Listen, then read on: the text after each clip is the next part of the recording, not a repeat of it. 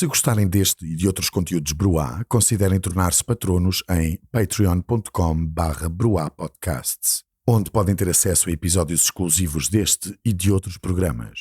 Visitem patreon.com/bruapodcasts para mais informações.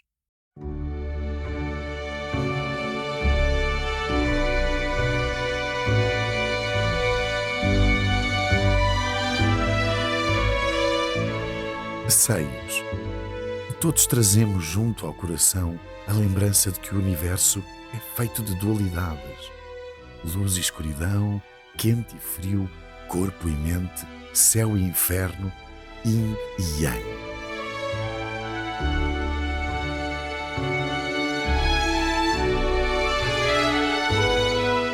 Também os seios encerram sentidos duplos. Quando nascemos, são fontes do néctar da vida, o primeiro alimento nos lábios de todos os homens e mulheres.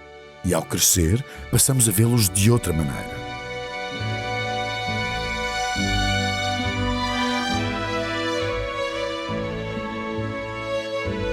Para as mulheres, são instrumentos de influência, poder, emancipação.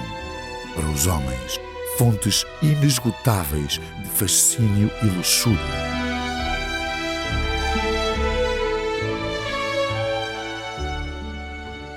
Os seios existem em todas as formas, tamanhos, texturas e feitios, uma geometria tão rica como a natureza humana. E ao recordar-nos dos primeiros minutos de vida, da força da juventude e da inevitável passagem do tempo, contém em si um calendário vivo do percurso da humanidade.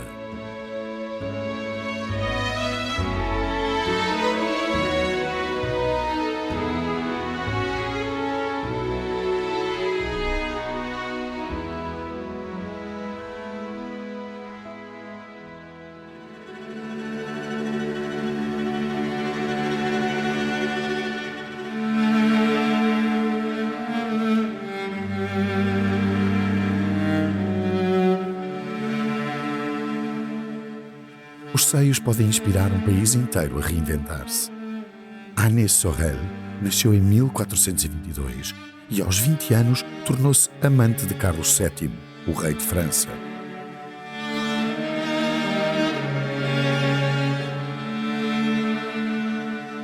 Quando herdou a coroa, Carlos VII estava profundamente deprimido.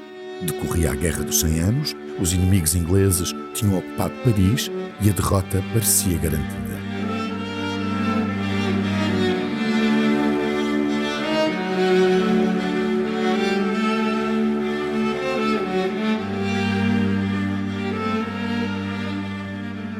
No entanto, o rei francês contava com a ajuda de duas mulheres muito especiais.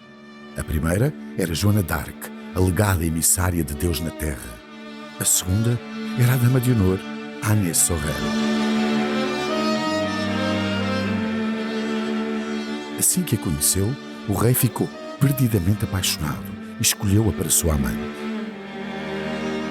Agnès tinha um par de qualidades a que Carlos não conseguiu resistir.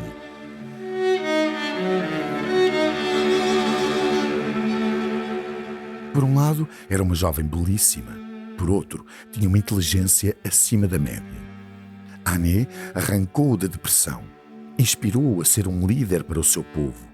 E pela primeira vez na história de França, o rei tornou pública a identidade da sua amante, dando-lhe uma posição na corte e transformando Agnès numa verdadeira celebridade.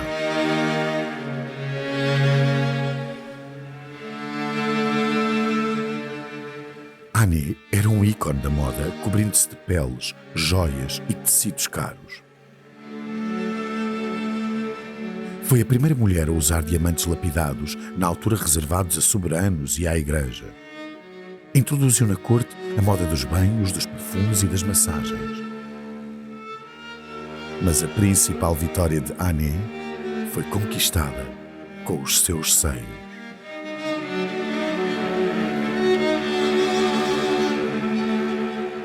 A amante do rei usava aprofundados decotes, fazendo recuar a decência da nobreza até à auréola do seu limite. Mas foi mais longe. Nos seus vestidos apertados e curtos cheios de transparências e rendilhados, permitiu que os seus mamilos ficassem à vista.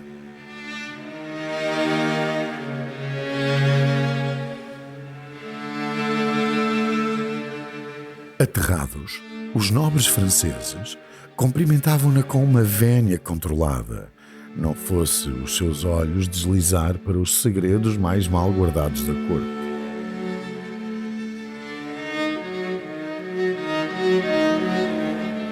E os mais púdicos correram até ao rei.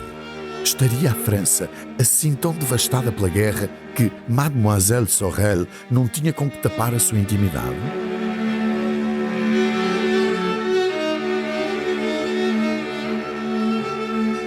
Mas Carlos VII nunca desamparou a sua amada.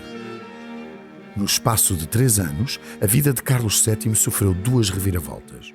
A primeira foi a trágica morte de Anne, em 1450. A segunda, o fim da Guerra dos 100 Anos.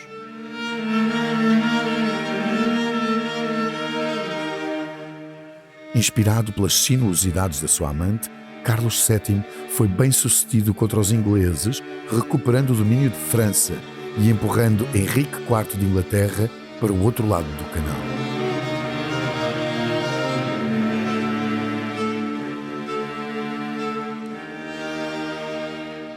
Mas a fama de Anne continuou após a morte. Durante o último ano da guerra, Jean Fouquet, um pintor que já fizera um retrato de Carlos VII, decidiu incluir Anne na sua próxima obra. Pintou-a com um maravilhoso vestido azul, capa branca, uma coroa na cabeça e um dos seus famosíssimos seios de fora, esférico e pálido, do tamanho de uma grande laranja e com um mamilo cor-de-rosa bem no centro da pintura.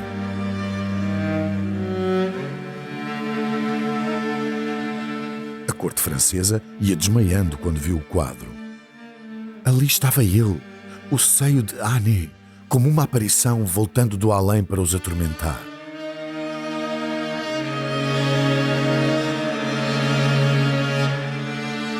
Mas o que realmente chocou os franceses foi a figura sentada a centímetros do mamilo. O menino Jesus. O pintor usara a amante do rei como modelo para Maria, a mãe do Messias.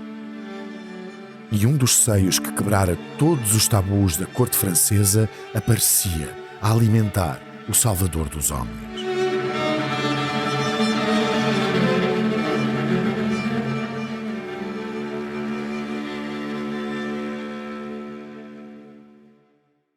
De facto, os seios podem ser fontes de inspiração divina. Veja-se o caso do milagre de São Bernardo, um monge cisterciense do século XII. Segundo a lenda, São Bernardo foi visitado por uma aparição da Virgem Maria com o menino Jesus ao colo e um dos seios exposto.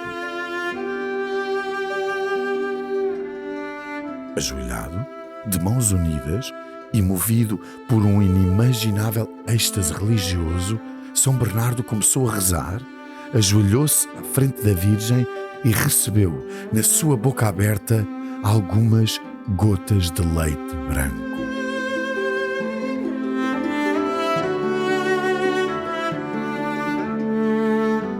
São inúmeras as gravuras e quadros representando a cena. De um lado, São Bernardo de boca aberta e do outro, a Virgem Maria, por vezes apertando o seio nu com uma mão, libertando um jato de leite sagrado para os lábios do seu mais devoto servidor.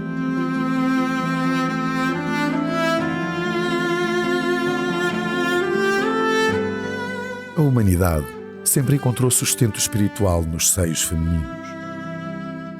No Antigo Egito, a deusa Ísis era conhecida por atribuir omnipotência aos faraós através do sagrado leite dos seus divinos seios.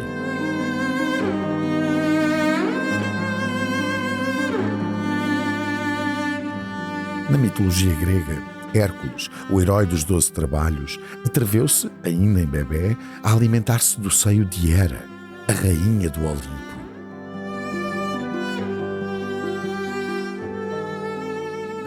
lenda que Hércules mordeu com demasiada força. Hera teve de afastá-lo do seu mamilo magoado, mas algumas gotas de leite escaparam e caíram sobre os céus, formando as estrelas da Via Láctea, sendo lácteo, claro, uma referência ao leite. Rómulo e Remo, os dois irmãos fundadores de Roma, sobreviveram ao alimentar-se do leite de uma loba que os tratou como seus filhos.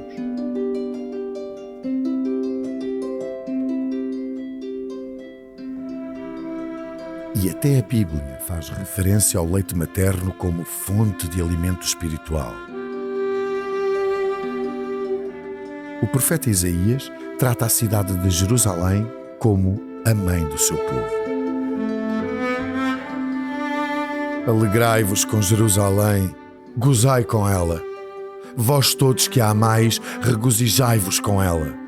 Vós todos, os que estáveis de luto por ela, alimentar-vos-ei dos seus peitos, saciar-vos-eis das suas consolações e saboreareis as delícias de seus peitos abundantes.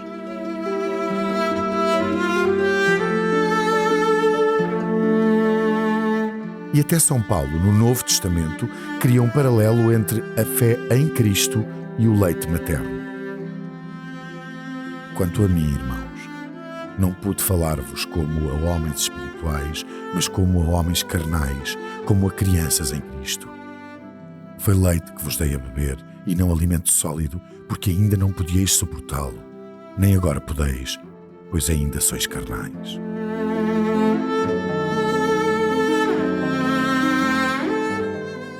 Não admira por isso que a Idade Média cristã tenha vários exemplos de histórias nas quais o leite materno de Maria tem propriedades sobrenaturais. Diz-se que o imperador Carlos Magno transportava consigo um amuleto que continha 3 gotas do leite de Maria. E ainda hoje é possível visitar na cidade de Belém, na Cisjordânia, uma catedral católica construída sobre uma caverna onde Maria, José e o menino Jesus escaparam ao massacre dos inocentes ordenado por Herodes.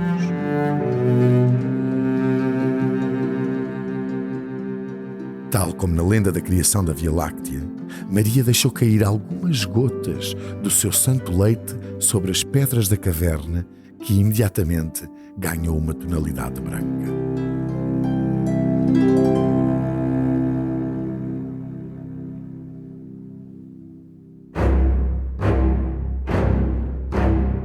Nem os mais descrentes resistiram a este simbolismo e transformaram os seios em fontes de renovação.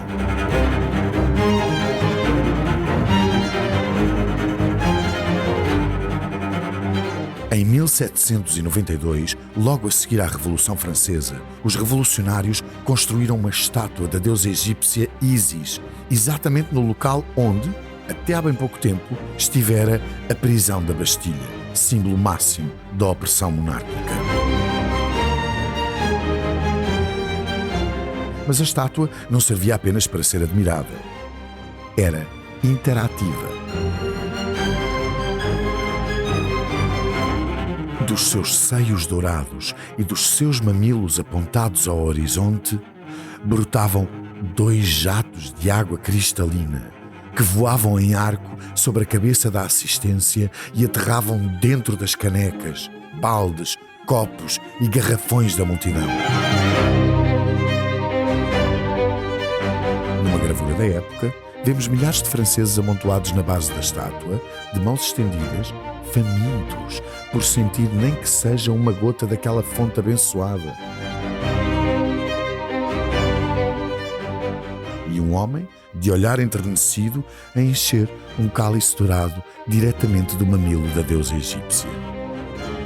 O nome do monumento diz tudo: a fonte da regeneração.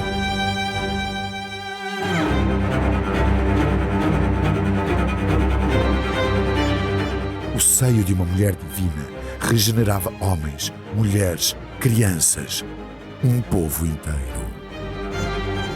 Não surpreende por isso que a humanidade tenha querido imitar o seio como veículo de sustento.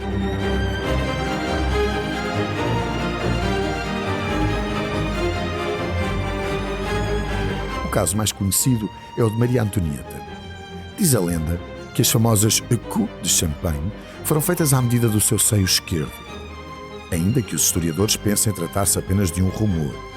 Mas há exemplos reais.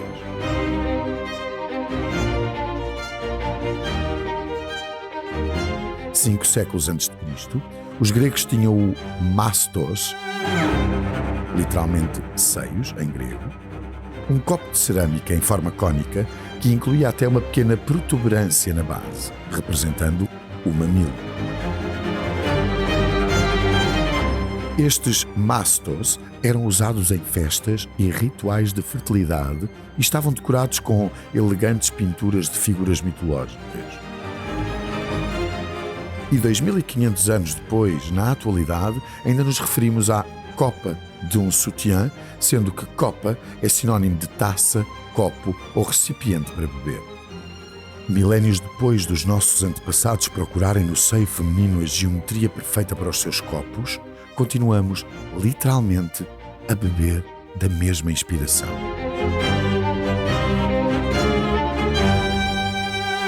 Em 2014, uma escultora e um restaurante londrino aliaram-se a Kate Moss e fizeram uma edição limitada de copos de champanhe na forma do seio da modelo. E o mesmo aconteceu em 2008, quando o seio de Claudia Schiffer inspirou um copo de cerâmica desenhado por Karl Lagerfeld, o diretor criativo da Chanel.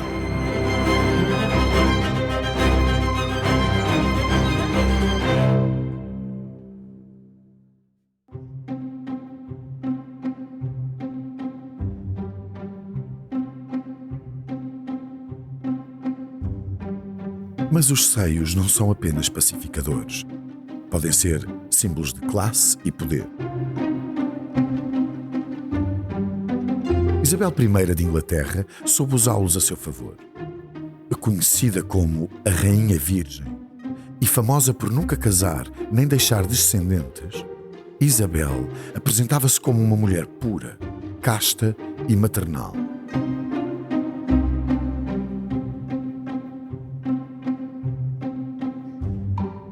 E, paradoxalmente, aparecia muitas vezes em público com apertados corset de linho e parte dos seios à mostra. No entanto, estes não tinham uma conotação sexual. Eram símbolos da sua posição como mãe da nação.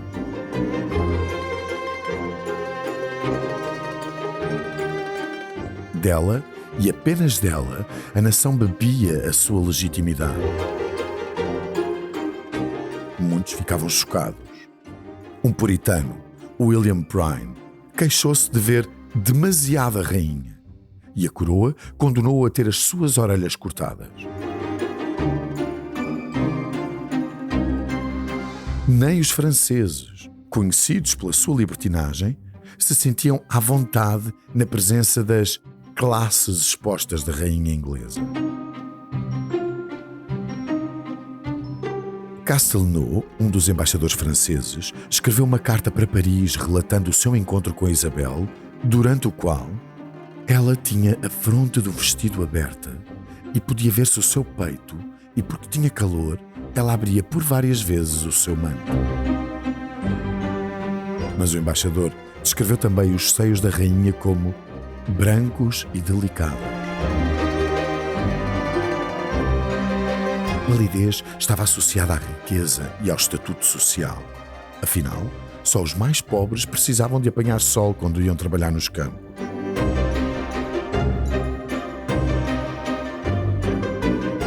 E quanto à delicadeza dos seios, revelava a sua completa inutilização. Nenhum homem lhes tocara, nenhum bebê se servira deles. Os seios de Isabel I serviam apenas e só a glória de Inglaterra.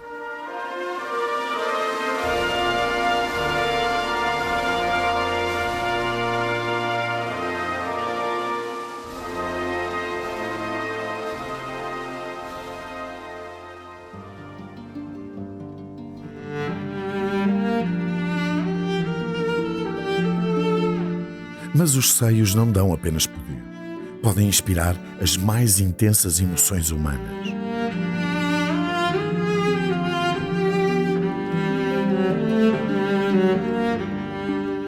Na Antiguidade Clássica, Helena de Troia era a mulher mais bonita do mundo. Casada com Menelau, o rei grego de Esparta, Helena despertava a inveja das mulheres e a luxúria dos homens. Paris, o príncipe de Troia, apaixonou-se perdidamente por ela e, dependendo das fontes, ou raptou-a ou convenceu-a a fugir consigo. Era o início da Guerra de Troia, o mítico conflito entre gregos e troianos que levaria ao massacre de milhares de inocentes, à viagem de Ulisses e ao famoso cavalo de Troia que pôs fim a 10 anos de cerco da cidade. A maior guerra que o mundo alguma vez vira, e tudo porque Helena era atraente.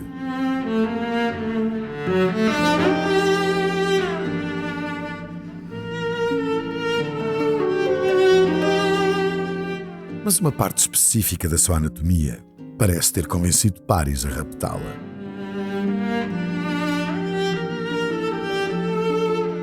Num poema de Dante Gabriel Rossetti, diz-se que a rainha de Esparta tinha 2 seios de brilho celestial, o sol e a lua dos desejos do coração. E num poema de Tennyson, os mamilos de Helena ganham conotações sobrenaturais, sendo descritos a cuspir um fogo que arrancou os telhados de Ilion. Por seios que arrancam telhados, quem não iria para a guerra?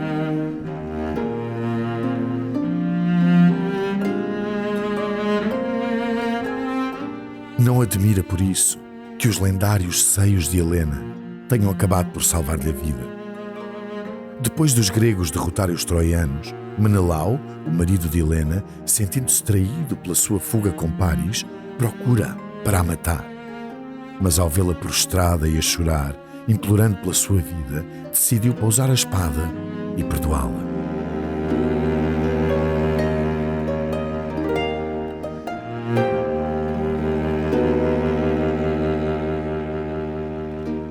Mas, segundo alguns autores, como Aristófanes e Eurípides, o que realmente travou a lâmina de Menelau não foram os olhos embargados, nem a voz suplicante de Helena, nem sequer a sua lendária beleza.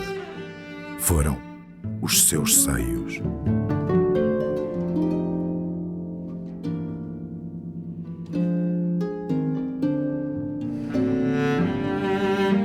Em desespero, Helena despiu-se à frente do marido, revelando-lhe o que Aristófanes descreve como as suas maçãs.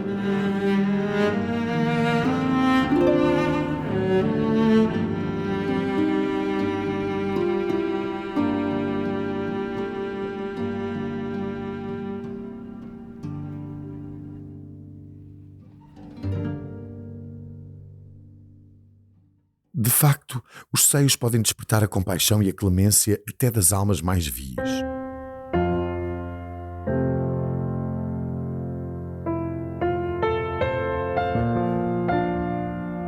No quarto século a.C. viveu Friné, uma hetaira, isto é, cortesã profissional. Friné era a personificação da beleza feminina, servindo de modelo a vários escultores, incluindo o seu companheiro Praxíteles. Mas era também uma mulher rica e importante.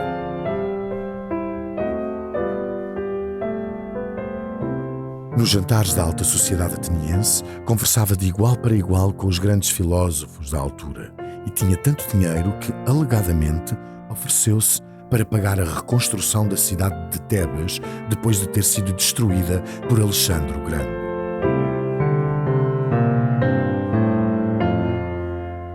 No entanto, também tinha inimigos. A certa altura foi acusada de azebeia, isto é, impiedade, desrespeito e afronta contra os deuses. Tratava-se de uma acusação tão genérica que era habitualmente utilizada para levar adversários a tribunal. O polémico filósofo Sócrates também responderia por azebeia no julgamento que culminaria com o seu suicídio. Mas Friné não estava sozinha.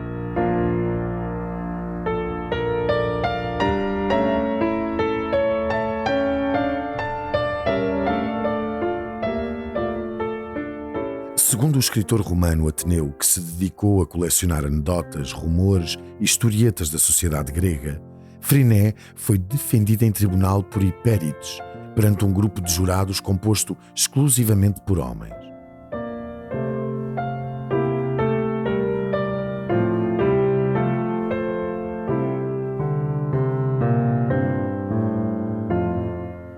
Sentindo que o caso não lhe corria bem, Hipérides recorreu a um derradeiro argumento jurídico. Puxou pelas roupas de Friné, arrancou-as com brusquidão e expôs os seus seios nus às dezenas de jurados. Fez um discurso apaixonado. Pediu aos jurados que olhassem para a beleza de Friné, que rivalizava apenas com a deusa Afrodite. Chamou-lhes a atenção, em particular, para as partes do corpo geralmente nunca vistas. E, por fim, pediu-lhes que refletissem sobre aquele paradoxo. Como podia um corpo tão magnífico, claramente criado pelos deuses, ser um motivo de afronta contra o Olimpo?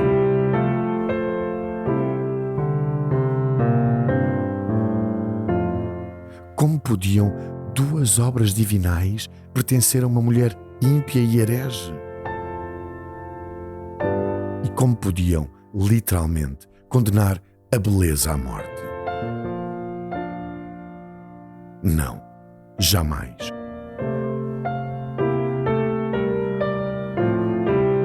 E ao apontar para o corpo da ré e para os seus seios perfeitos, Hipérides implorou que libertassem a sua cliente. Os jurados declararam-na inocente. E Friné saiu do tribunal como uma mulher livre, despida de qualquer culpa.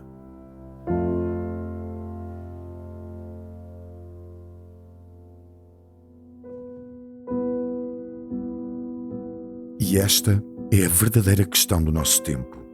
Como garantir que o seio, a mais poderosa de todas as vulnerabilidades, seja devidamente protegido? Felizmente temos ajuda divina. Águeda de Catânia.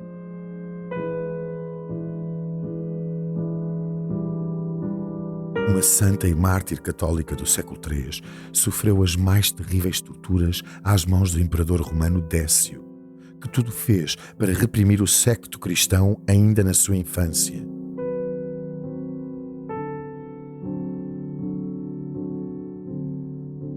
No entanto, Águeda resistiu a tudo, nunca negando a sua fé, nem quando a chicotearam, nem quando a queimaram com ferros em brasa, nem quando a condenaram à fogueira.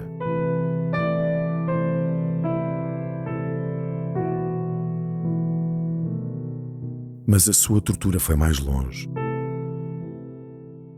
A certa altura, utilizaram um alicate metálico para lhe arrancar ambos os seios.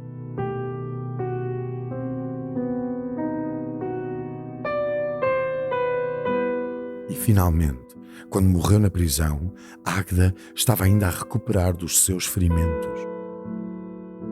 A sua memória sobreviveu. Hoje é a padroeira das vítimas de violação, das amas de leite e dos pacientes com cancro da mama.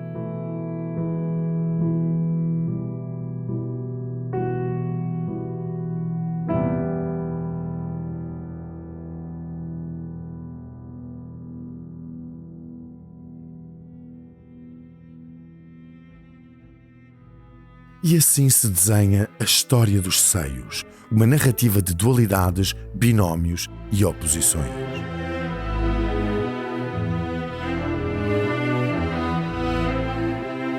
Um mistério vivo em constante evolução que nos desafia a olhá-lo sempre de diversas perspectivas. Serão os seios o nosso lar original? O peito ao qual encostamos a nossa cabeça de criança? Demonstrações da mais basilar pureza? Ou pelo contrário?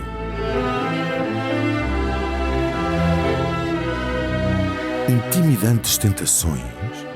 Fontes eternas de conflito? os dois grandes subjugadores de homens, reis e império.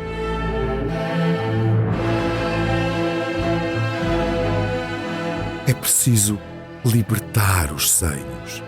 Tantas vezes, ao longo da história, ficaram presos a uma terrível dicotomia. Ou hiperfemininos ou hipersexualizados.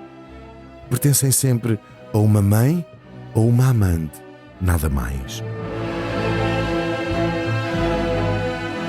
Mas não haverá espaço para outras interpretações? O que implica para todos nós ver o mundo como uma série de dualidades infinitas, bem e mal, medo e desejo, agressividade ou conforto, alimento ou alimentado? Os seios não são apenas dois. São infinitas fontes de amor, mistério e reinvenção.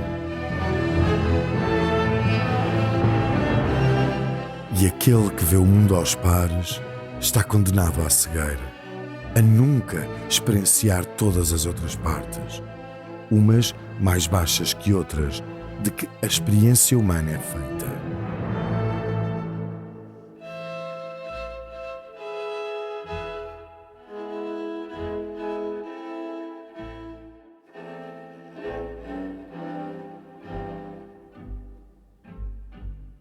Mais uma vez, terminamos o episódio com partes rápidas.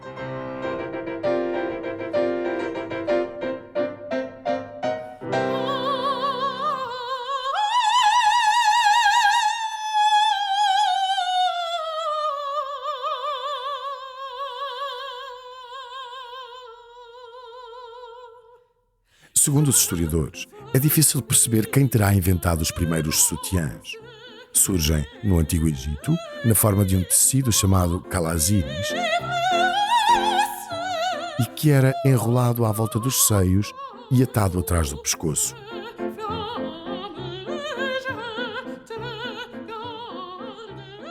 Também na Grécia Antiga havia tiras de tecido à volta dos seios chamadas strophium. E encontramos também peças de roupa semelhantes noutros países, os Dudô, na China, e os Coli indianos.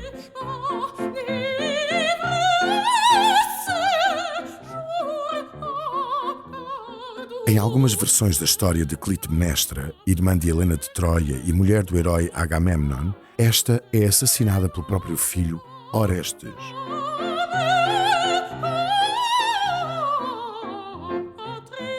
Tal como a irmã, Clitemnestra recorre aos seios para tentar salvar a vida, mostrando-os ao seu filho e tentando a todo custo despertar o seu amor filial. No entanto, Orestes está longe do bebê que um dia foi. Vê para lá dos seios enganadores da sua mãe e mata-a sem misericórdia. No século XVIII, Carl Linnaeus, biólogo e pai da taxonomia, dividiu os seres vivos em várias categorias com base nas suas semelhanças anatómicas e fisiológicas.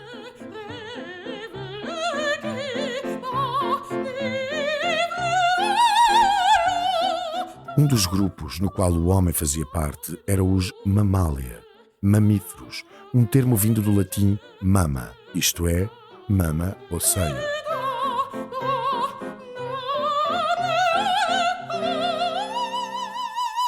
O primeiro implante mamário de silicone foi criado pelos cirurgiões Thomas Cronin e Frank Jarrow em 1962. O material atraiu-os imediatamente. A silicone não era recusada pelo organismo humano e podia ser produzida com diferentes texturas e viscosidades. O protótipo foi testado não numa mulher humana, mas sim numa cadela chamada Esmeralda, que transportou um seio artificial durante algumas semanas até, finalmente, perder a paciência e roer as costuras.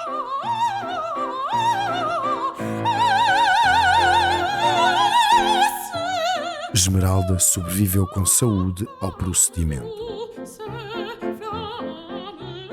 Em 2011, foi fundada em Nova York a Outdoor Co-Ed Topless Pulp Fiction Appreciation Society.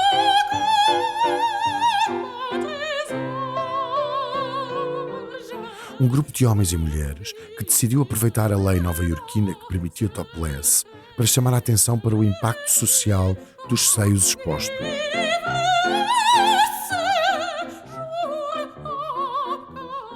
Todos os meses, dezenas de membros despiam-se da cintura para cima e deitavam-se ao sol do Central Park a ler livros de Pulp Fiction.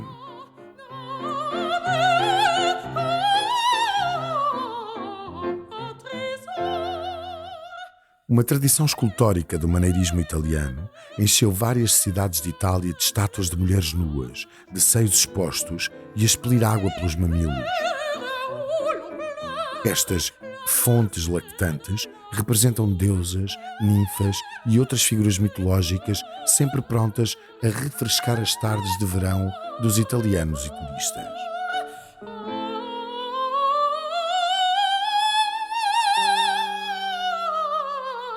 O cardeal Dom Henrique subiu ao trono em 1578 após a morte de Dom Sebastião em Alcácer Quibir. Era conhecido como o Casto. Mas manteve uma relação de proximidade com os seios femininos. Já aos 70 anos, e acreditando que beber leite humano fazia bem à saúde, recrutou Maria da Mota, uma ama de leite de boas famílias, em cujos seios o idoso cardeal se alimentava todos os dias.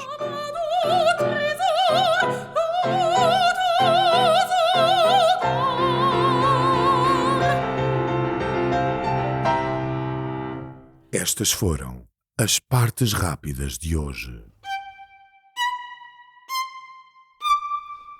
Partes Baixas é um programa da série Sapiens, produzido pela Bruá Podcasts, na Rádio Português Monteiro, com direção criativa de Luís Francisco Souza, escrito por Renato Rocha, pesquisa por Nuno Mendes e Hugo Simões. Direção técnica de Rita Cabrita, sonoplastia de João Rodrigues, identidade gráfica desenvolvida por Rita Cabrita e Luís Francisco Souza.